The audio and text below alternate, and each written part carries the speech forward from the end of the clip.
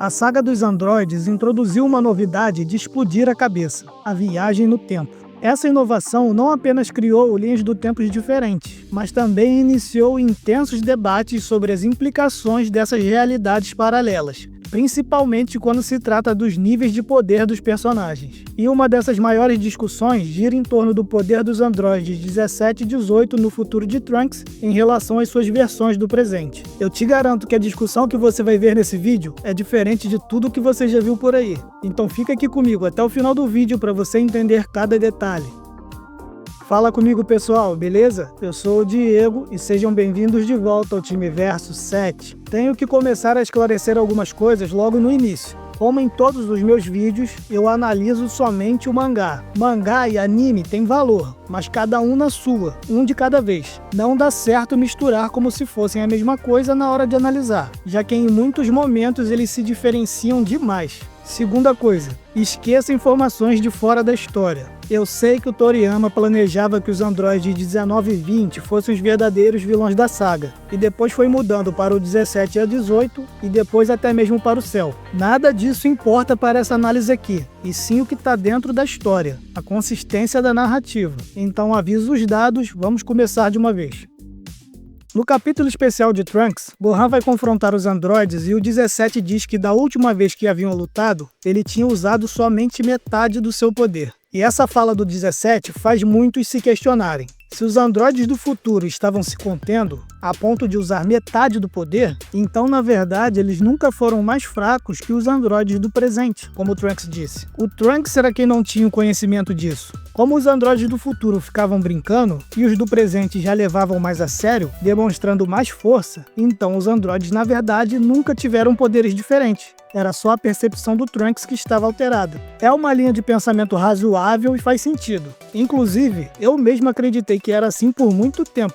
E foi só recentemente, lendo e relendo com mais atenção, que a minha visão começou a mudar. Vamos discutir muito ainda sobre os androides em si, mas eu tenho que começar pela questão mais fundamental, a progressão da narrativa. É ela quem define no final se os androides do presente são mais fortes que os do futuro. Goku ficou surpreso com a forma que o Trunks, um cara que matou o Freeza como se fosse nada, falava dos androides. Trunks diz que os confrontou, mas no final eram 2 androides. Já ele lutava sozinho. Goku pergunta se ele não tinha aliados, e Trunks revela que não. Todos foram mortos e ele era o último dos guerreiros Z vivo. Ele explica que o Gohan foi o único sobrevivente da batalha que iria acontecer dentro de 3 anos e se tornaria o seu mestre, mas depois também acabaria morrendo. Trunks continua falando e depois acaba até se exaltando, dizendo que os androides eram muito fortes. Depois do time skip de 3 anos, quando estavam a caminho do laboratório do Dr. Gero, Trunks diz que apesar de ele mesmo também ser um Super Saiyajin, ele não era páreo para os 2 androides. Adiantando de novo, após todos tomarem uma surra do 17 e da 18, ele diz que os androides contra quem lutava não tinham essa força devastadora. Com eles, Trunks diz que conseguia pelo menos travar uma luta decente. Mais à frente, voando com Kuririn, Trunks se pergunta como a história pode ter mudado tanto, e novamente diz que os androides do futuro não eram tão fortes assim. E já no avião, Kuririn diz que os androides eram muito mais fortes que o Trunks tinha dito. E depois, novamente, Trunks se pergunta como a história pode ter mudado tanto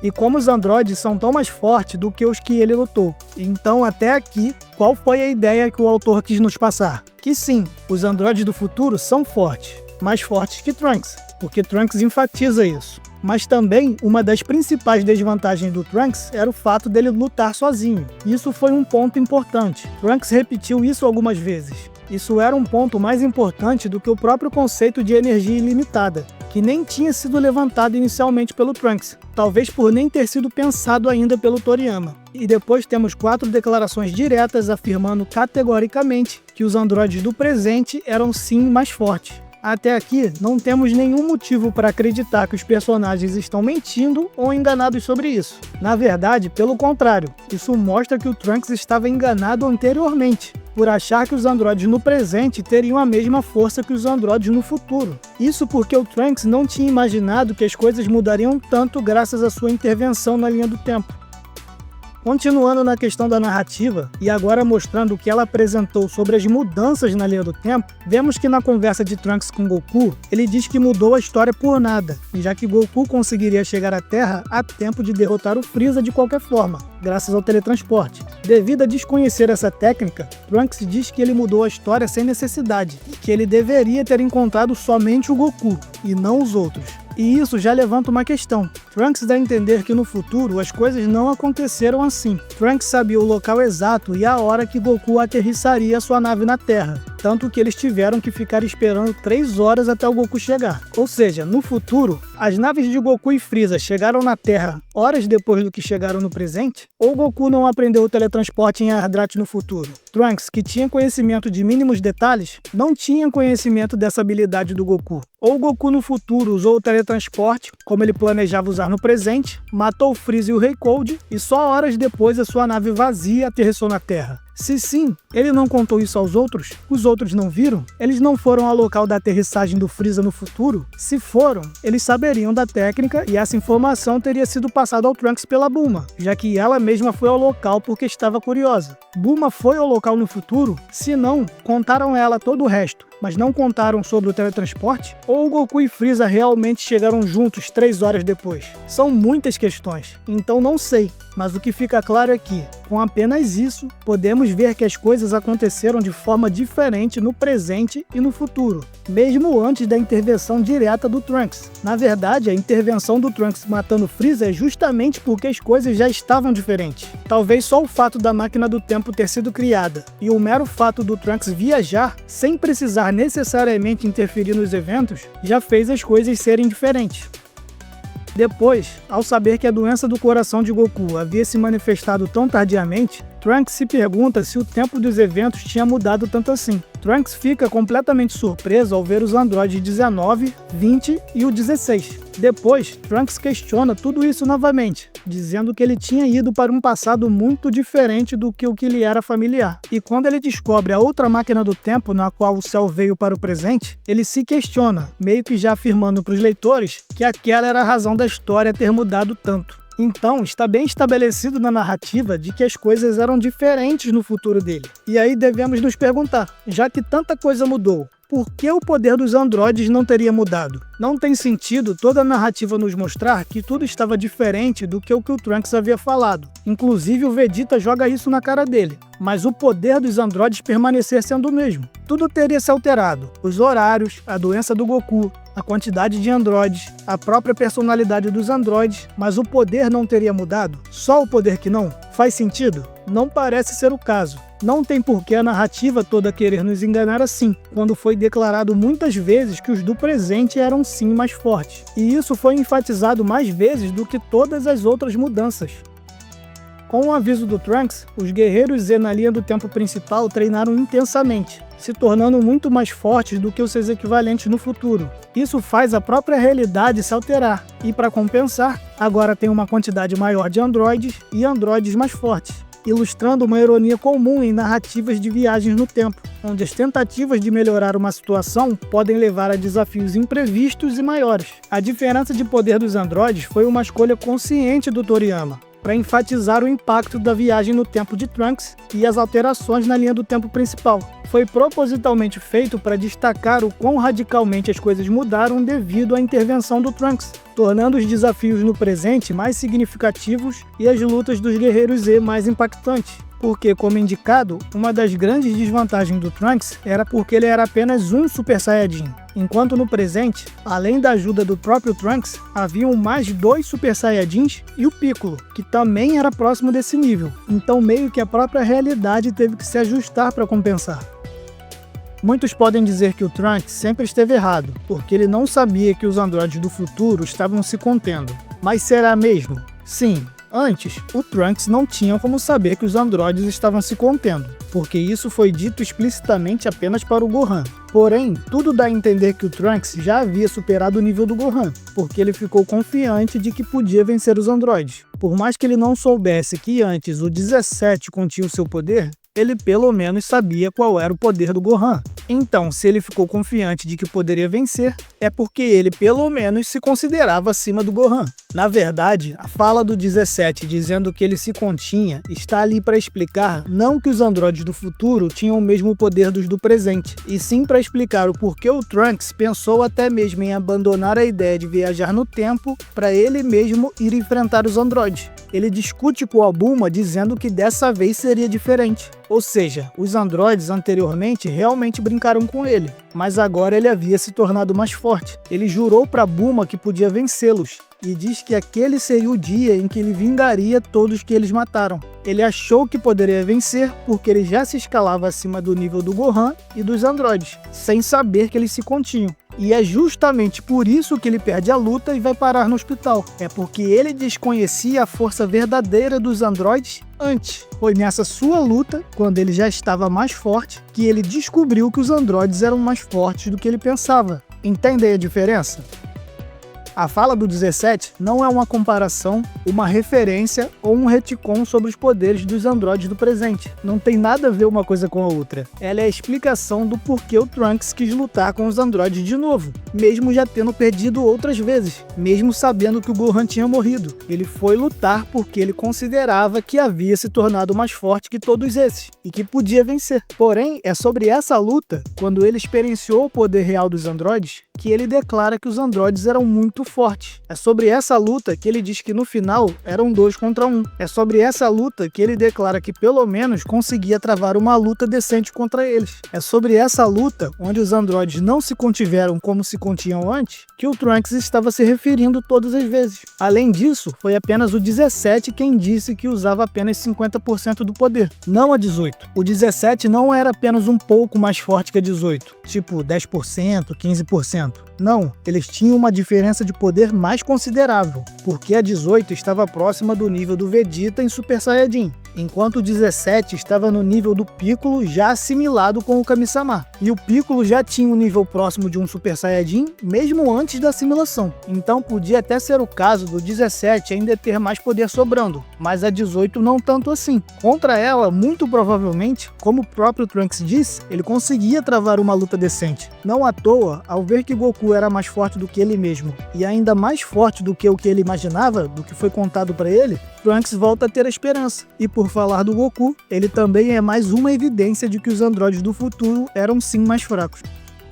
No presente, sabemos que o Goku não tinha como derrotar os androides. Piccolo, que conhecia muito bem o poder do Goku, afirmou que Vegeta o havia superado. E como Vegeta perdeu para 18, e apenas para 18, sabemos que o Goku não poderia derrotá-los também. Isso é enfatizado também pelo Tenshinhan e pelo Kami-sama. Mas será que Goku não poderia derrotar os androides do futuro? Olha, se a gente prestar atenção, vamos ver que essa possibilidade ficou implícita no meio da narrativa. Na sua primeira vinda ao presente, depois de ter uma prova do poder do Goku, Trunks diz que Goku era ainda melhor do que as histórias que ele tinha ouvido. Também diz que Goku era um verdadeiro Super Saiyajin e que Goku dava esperança a ele. E reforça dizendo que depois de ver a sua força, tinha fé em Goku e que com ele as coisas seriam melhores. Quando retorna após os 3 anos, uma das primeiras coisas que o Trunks faz é perguntar sobre o Goku. E ao perceber que ele não poderia lutar naquele momento, tenta convencer a todos a recuar e a aguardar a recuperação dele para que tenham uma chance. Quando chegam ao laboratório do Dr. Gero, Trunks continua insistindo que eles tinham que esperar o Goku. E depois, novamente, Trunks tenta parar o Vegeta, dizendo para esperar o Goku se recuperar. Sim, ele não tinha se dado conta que seu pai tinha até mesmo superado o Goku, até porque seu pai não estava liberando todo o seu poder naquele momento, ele não estava lutando. Mas isso é apenas para mostrar que o Trunks sempre enxergou o Goku como mais forte.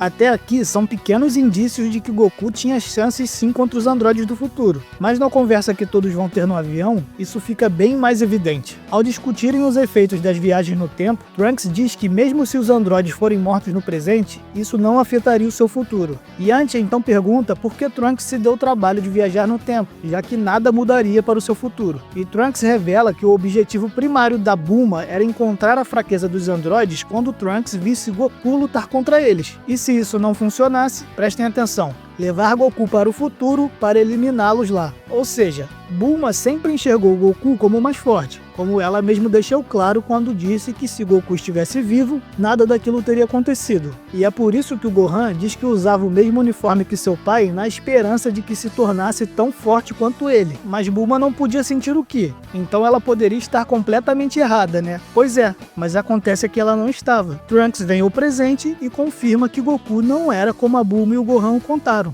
Não, o Goku era melhor. Goku era mais poderoso do que aquilo que disseram pra ele. Ou seja, o Goku, mesmo antes de passar pelos 3 anos de treino, tinha nível para enfrentar os androides do futuro. Por isso que o Trunks sempre insistia para esperar o Goku se recuperar para lutarem, sem saber que os androides do presente eram mais fortes. Goku é mais uma grande evidência de que os androides do futuro eram sim mais fracos.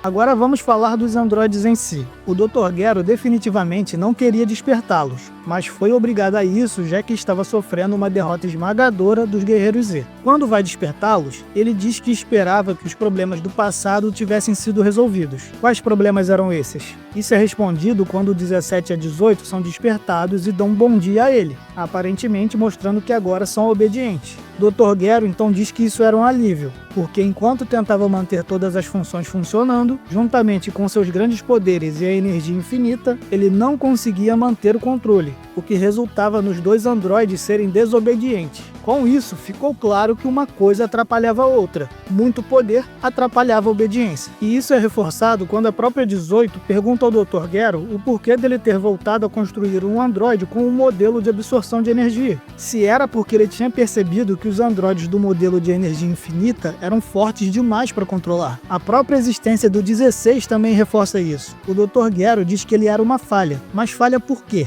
Ele era extremamente poderoso, mais que o 17 e a 18, então não era por isso. Então quando o 17 e a 18 continuam desobedecendo as suas ordens, querendo despertar o 16, o Dr. Gero diz que eles eram falhas iguais ao 16, ou seja, desobedientes. Essa também era a falha do 16. O medo da desobediência do 16 era tanto que o Dr. Gero achava que ele podia acabar com o mundo. A relação de poder com a obediência ficou bem clara aqui. Quanto mais poder, mais desobediente. Só que além de deixar claro aqui, o Toriyama confirmou isso no capítulo 367.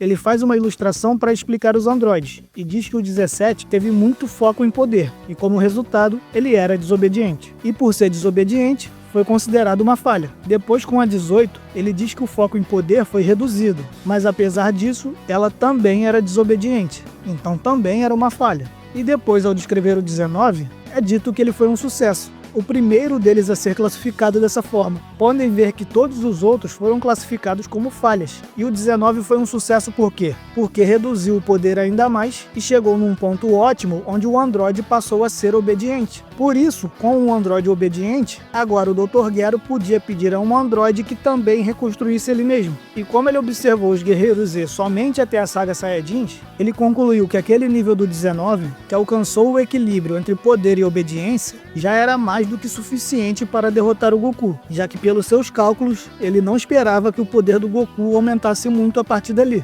Ou seja, o Dr. Gero na verdade nunca se baseou nos poderes dos Guerreiros Z para criar os androides. Ele já conseguia criar androides mais fortes que eles, mesmo antes do 17 e da 18. O problema era que ele não conseguia controlar esses androides, por isso nunca os usou.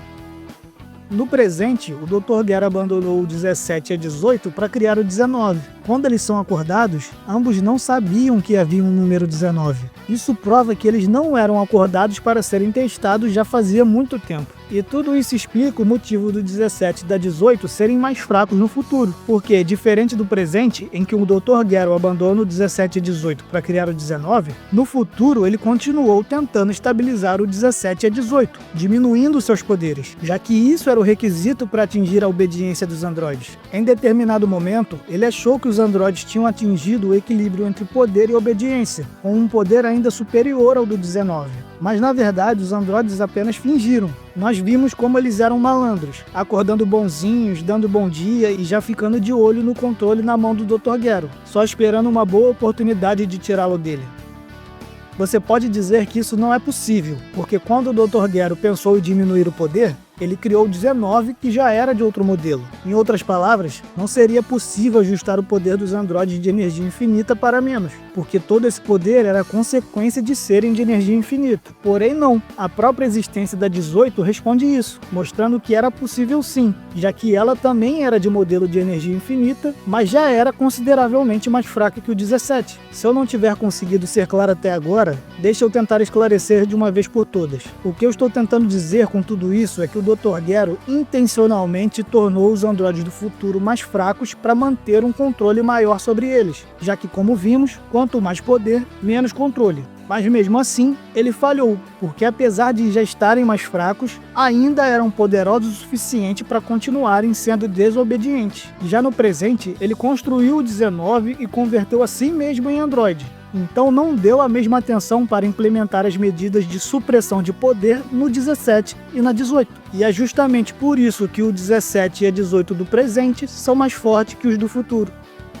E como eu posso te garantir que não existiu um Android 19 no futuro? Eu posso te garantir pela narrativa e pelo que o Toriyama quis nos indicar, quando faz o Trunks encontrar o 19 despedaçado e dizer: que tipo de humano artificial é esse? Com o que exatamente eles estão lutando contra? O autor não quis nos enganar aqui e nem mostrar que o Trunks era um ignorante que não sabia das coisas. O autor quis simplesmente nos informar que aquele androide não existia no futuro. A mesma coisa acontece quando o Trunks encontra o Android 20. Trunks diz: eu não acredito, esse também é diferente. É simples assim, é o que o Toriyama quis nos indicar, não tem nenhuma pegadinha. Os androides 19 e 20 não existiam no futuro, e o Kuririn dizendo que a história já havia mudado, confirma isso. Além disso, também podemos deduzir isso pelas atitudes dos androides depois que são despertados. Piccolo comenta que eles não atacaram as cidades do norte, nem mesmo a ilha onde o Trunks disse que eles apareceriam pela primeira vez. Isso prova que atacar a ilha nunca foi ideia dos próprios androides, e sim do Dr. Gero, porque no presente é o Dr. Gero que ataca a ilha. Então no futuro, no início da aparição dos androides, muito provavelmente era o Dr. Gero, ainda humano, quem estava dando ordem a eles. Achando que já tinha mais controle sobre eles agora, ou tentando dissuadi-los a fazerem o que queria usando o controle, exatamente como fez no presente? Não sei.